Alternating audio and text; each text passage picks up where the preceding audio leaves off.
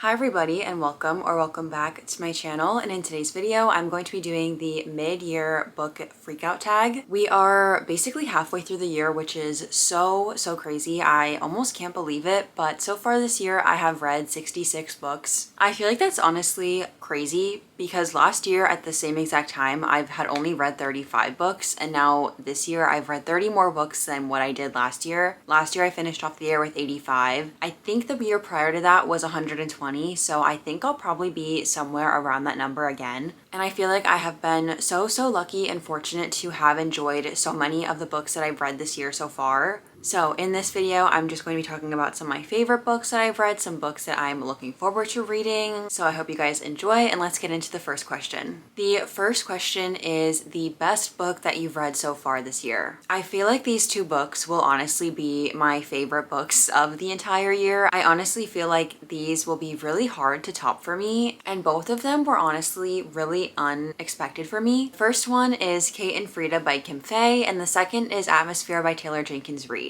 I picked up Kate and Frida on a whim as a book that I was going to buddy read with my mom. We saw it at Book People, and I thought that the cover seemed really cute. I hadn't heard about this author, I hadn't heard about this book, but it recently came out when we got it. And this book is basically a series of letters between two friends, Kate and Frida. I believe that Kate is in Washington and Frida was in Paris in the beginning of this. And this takes place in the 1990s as the two kind of just become pen pals and start exchanging letters back and forth. I feel like even though this book does take place in the 90s, so much of what is talked about and what is covered is still so relevant to modern day and to everything that is going on. I feel like it was such a beautiful story, and despite it being told in a letter format, both characters had such distinct voices and painted such a vivid picture of their surroundings in their letters. Even though the story did have some heavy topics, it was such a heartwarming story and I really loved it. And then the other book was Atmosphere by Taylor Jenkins Reid. I just read this maybe last week. I think I finished it, and this book was so beautiful and so good. I love Taylor Jenkins Reid, but when I heard about this book coming out, I wasn't really too excited. I just knew it was going to be another book that I probably enjoyed since I enjoyed so many of her other books. But when I started reading this, I quickly became so enraptured by the story and by everything that was going on in it. This book takes place in the 1980s, and it follows Joan, who is one of the first women scientists at NASA. It basically follows her time there, and it also follows the progression of a love story, and also it really highlights a beautiful relationship between Joan and her niece. I feel like this book was so beautiful and heartbreaking, and I just loved it so much. I honestly can't see any other book topping these two for my favorite books of the year. If they do, I'll be really impressed, but I just loved both of these books so much. The second question is the best sequel you've read so far. Of course, I have to mention Sunrise on the Reaping by Suzanne Collins. This technically is a prequel, but I'm going to count it for the sake of this question. This book is a prequel to The Hunger Games, and it follows Haymitch's story and the 50th anniversary Hunger Games. This book is honestly, it's sick. Suzanne was so brutal in this book, and at so many points in this book, I felt sick to my stomach. You're reading about just the terrible treatment that these basically children are going through and being put through in these games, and it is just so heartbreaking to read about. And so many things that happen in this book tie into everything that you see in the Hunger Games trilogy. And then the other book that I really enjoy that is a sequel is A Torch Against the Night by Sabaa Tahir. This is the second book in An Ember in the Ashes series. And in that series, you follow our two main characters, Laia and Elias. Elias is a soldier and Laia is a slave, and they are both trying to indirectly fight against and rebel against the leaders of this country. It is definitely a story that follows the oppressed rising up against the oppressors. The first book is so high stakes, and the second book, which is A Torch Against the Night, is equally high stakes. I feel like even though this book isn't always really action-packed, I still loved the story so much, and I feel like you really get to connect with the characters in this book and learn more about them. I just really enjoyed this book. I only have the last book in this series, which is A Sky Beyond the Storm, and I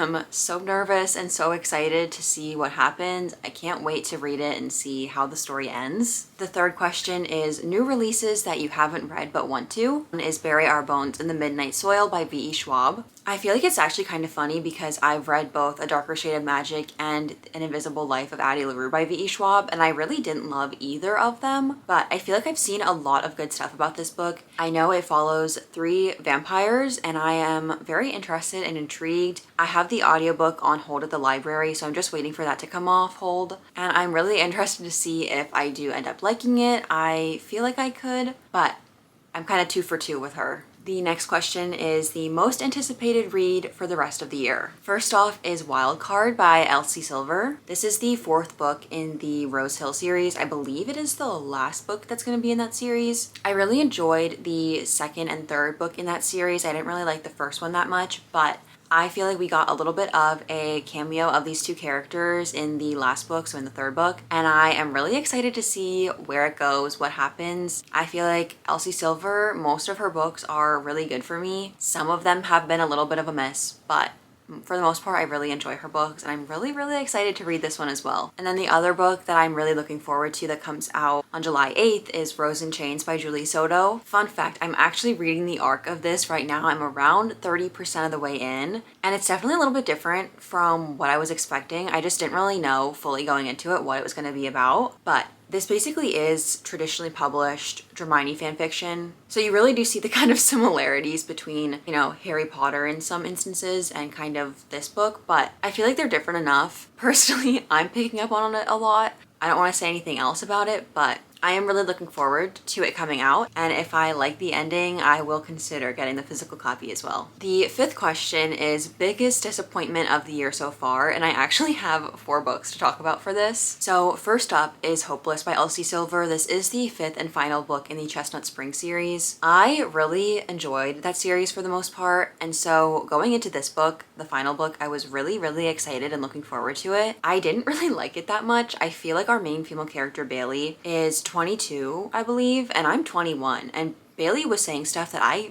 could never fathom saying. And so I just felt like the story was just very odd. I didn't really like it that much. It just wasn't my cup of tea. The next book was Fearless by Lauren Roberts. I can't even say that this was like really of a disappointment because I didn't really enjoy the first book in this trilogy, which was Powerless. And then I listened to the audiobook of Reckless and I kind of liked it, surprisingly. I'm not sure if maybe it was just the narrators, but I went into this book being kind of excited, and then I started reading it, and first of all, it felt so long to me. It just felt never ending. I felt like it was very repetitive, pretty predictable, and I just did not really enjoy it, which is sad to say. I was hoping maybe it would redeem itself. And then the next one was The Great Alone by Kirsten Hanna. I feel like I also really don't enjoy Kirsten Hanna books either. I know that so many people enjoy her books, but I feel like all of them have kind of just been okay to me. I can see that, you know, the story themselves are very impactful, but this one just felt like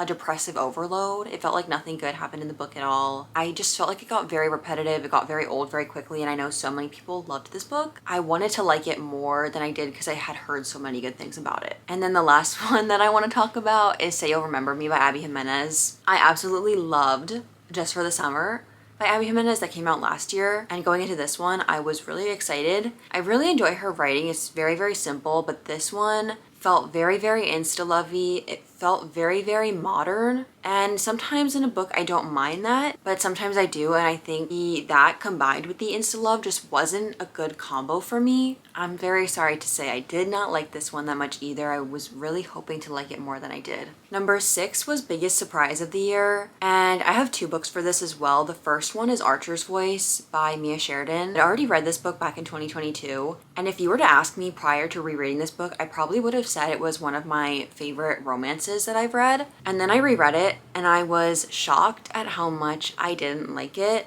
I just felt like I remembered it so differently from how it was depicted, and I feel like it was just a little bit cringy to me upon reread, and I just didn't like it as much as I remembered liking it or was expecting to like it upon the reread. So I think it went from around a 5-star to like a 3, which is really surprising. I was really expecting to still love this and give it a 5-star. And then the other biggest surprise was The Conditions of Will by Jessa Hastings. When this book was announced, it was pretty close to the release date, and I hadn't really heard anything about it. I didn't really know going into it what it was about. And so I had loved, you know, previous Jessa Hastings books. I love the Magnolia Park series, but I just wasn't sure how I would feel going into this one. And when I read this, I absolutely loved it. I feel like this is the like quintessential Jessa Hastings writing where it's so kind of lyrical and poetic at times and very, very metaphor and simile heavy. And I love that about her writing. It definitely took me a little bit to get used to. Really enjoyed the story. I thought it was just a very beautifully done story and I really, really enjoyed it. And the family drama was very interesting to read about as well. The next question is newest favorite author. I have two for this as well. The first one is Sabaa Tahir. She is the author of An Ember in the Ashes series that I talked about earlier. I've read 3 of her books so far this year, the first 3 in that series, and I only have 1 left, like I said, and I just feel like she has really beautifully done this series. I think that she does a great job of really painting a vivid picture of what you're reading. In the first book, she had me on the edge of my seat the entire time. I was so nervous to see what was going to happen. And then she quickly picked up the second book right off from where the first one left off. I loved that book. It probably is also one of my favorite books that I've read so far this year. The third book in that series, which is A Reaper at the Gates, was still good. It wasn't as good as the previous one in my opinion, but still really, really well done. I was reading that book and I was highlighting so much on my Kindle and underlining and notating everything. And there was a time at the end of that book that even though I kind of predicted what was going to happen, I read something and I had immediately tears in my eyes. I was gasping. I was shocked. Even though I predicted it, I just couldn't believe that she did it. So I'm really excited to read the last book in that series. And then she also does have Air that I am planning to read as well. That is kind of a spin-off of the Ember in the Ashes series. I don't think you need to read An Ember in the Ashes to read Air, but I think it can add some context. Honestly, I have no idea what Air is about.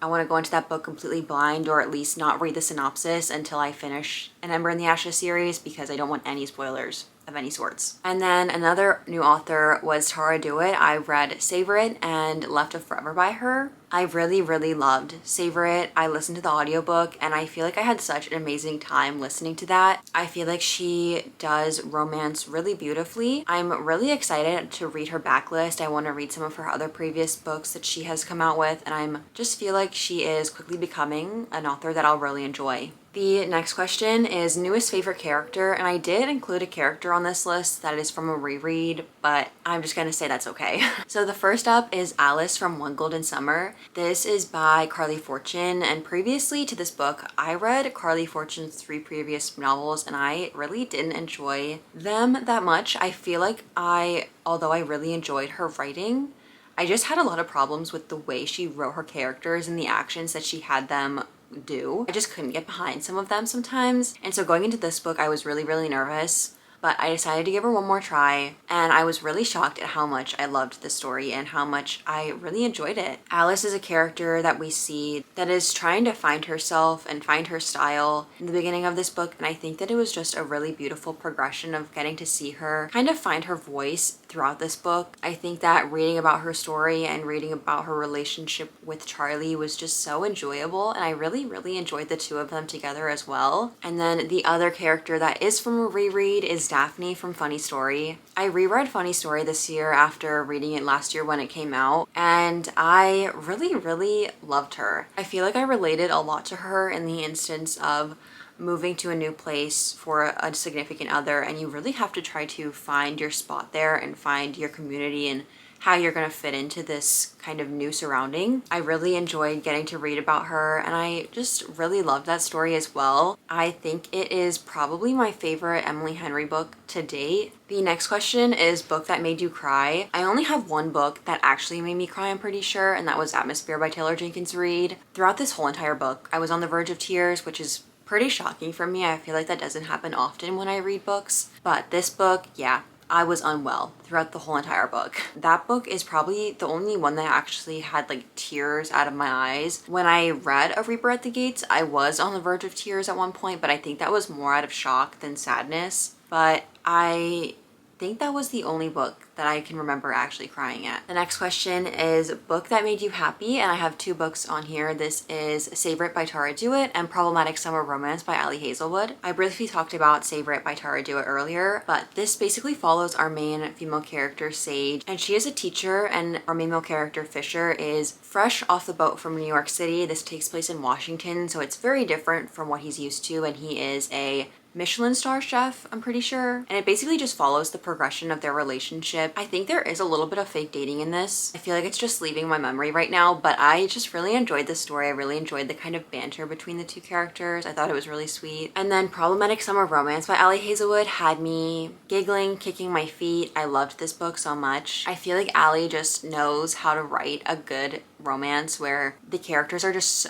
so down bad for each other, and I just loved getting to read this book. It's definitely one of my favorites by her. I am rereading some of my other favorites from her, so I did just reread Love Theoretically, so I would definitely include that on this list because I also had such a great time reading that, but I tried not to include many rereads on this list. The next question is the most beautiful book you bought or received. I have 2 books for this. The first one is The Night and the Moth by Rachel Gillig. I just recently bought this book and I just recently finished reading it, and I just think that the cover of this is so stunning and the sprayed edges on this are so stunning as well. And then the other book is Great Big Beautiful Life by Emily Henry. This cover and the colors are just so gorgeous to me. I think that this is a perfect cover in my opinion. Just everything about it I love. And then the last question is, what books do you need to read before the end of the year? I have a video about my summer TBR, so I would say all the books that are on there I need to read before the end of the year. And then for right now, I really don't know what else I want to read before the end of the year. Definitely I have some books on my shelf that I haven't read that I really want to get to. I would really like to try to have all the books on my shelves read, but I know that probably isn't possible because some of them I just really don't want to read. Like I have Done and Dusted on my shelves and I know for a fact I'm probably not going to read that. All the books I have on my shelf that aren't read, which really isn't that many, I probably have about maybe 10 total. Maybe not even. I would really love to get to those before the end of the year. I don't like having books on my shelves that I haven't read. It really just makes me uneasy. And then any new releases that are coming out. Jessa Hastings coming out with another new book this year, which is crazy because she already came out with one. So I don't know. I don't really have too many to say. I'm just so excited for all the books that I'm going to read this year. I hope to read around another 60, which means I'm going to have to put in the work. But I'm so excited and I just can't wait for all the new books I'm going to read. I hope I'm going to find so many new favorites. I feel like I've had a pretty good reading year so far. But those were all the questions for this mid-year freakout tag. I had a lot of fun answering them. If you guys agree with any of my answers or disagree, I'd love to hear your thoughts and opinions in the comments below. I hope you guys enjoyed today's video and I'll see you next week. Bye!